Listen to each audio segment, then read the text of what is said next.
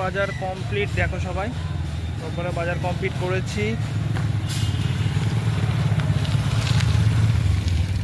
একটা ডিমও নিতে হয়েছে, একটা ডিম নিয়েছি।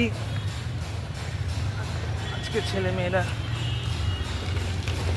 জেদ করেছে চিকেন খাবে, সানডে আছে চিকেন খাবো, তো চিকেন নিয়েছি আজকে। তো ডিমটাও নিয়েছি, ডিমটা নিয়ে যাই, চলো টাটা।